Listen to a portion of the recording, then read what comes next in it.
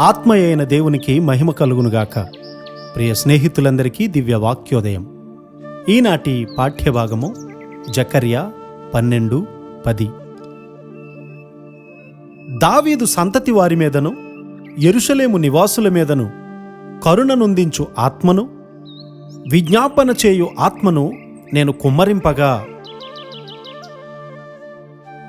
దేవుని కొరకైన లోతైన విషయాలను కొందరు వాంఛించుచుండగా మన తరము వారు లోతు లేనటువంటి భక్తి వేషాలతో ఉంటూ ఉన్నారు. ఈ దినాల్లో ప్రమాదకరమైనటువంటి లోతు లేని భక్తి నుండి దూరంగా ఉండడానికి బలమైనటువంటి ప్రార్థన ఆత్మ మనకు ఉండాలి. హృదయపూర్వకమైన భక్తి లేకపోతే క్రైస్తవత్వము వట్టిదే. దేవుని కొరకు, ఆయన ప్రేమను వెదకడము కొరకు హృదయపూర్వకమైనటువంటి భక్తిని మనము చేయాలి. వేరే ఉద్దేశాలతో మనము క్రైస్తవత్వాన్ని కొనసాగించకూడదు. ఏమైనప్పటికీ అనేక మందిగా కలగలుపుగా అయిపోవడం చాలా ఆశ్చర్యకరమైనటువంటి విషయం. భక్తి అంటే ఈ రోజుల్లో లోకరీతిగా అభివృద్ధి, ఆరోగ్యము కొరకు, వస్తు సంపద కొరకు, స్వంత సుఖము కొరకు అనే అర్థమిచ్చినట్లుగా మారిపోయింది.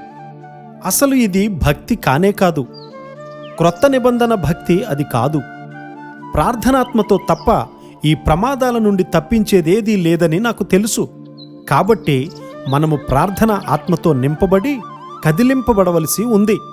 ప్రార్థనాత్మ హృదయ లోతుల్లోనికి చొచ్చుకొనిపోయి మన ఉద్దేశ్యాలను, దాచబడినటువంటి పాపాలను చెరపట్టి సిలువ వద్ద మనలను విరగగొట్టి సహోదరుల ముందు మనలను మనం తగ్గించుకొని వ్యక్తిగత త్యాగము, తనను తాను ఉపేక్షించుకునే జీవితంలోనికి నడిపించి గర్వానికి, స్వీయ ఘనతకు తావివ్వకుండా ఉంటుంది. ఇంకా చెప్పాలి అనంటే ప్రార్థనాత్మ లేకపోతే నిజ క్రైస్తవ జీవితాన్ని మనము జీవించలేము.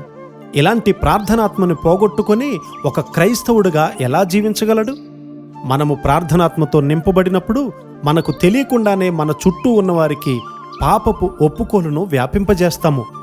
నాకు తెలిసినటువంటి ఒక వ్యక్తి వీధులలో నడుస్తూ ప్రార్థన చేస్తూ ఉండేవాడు.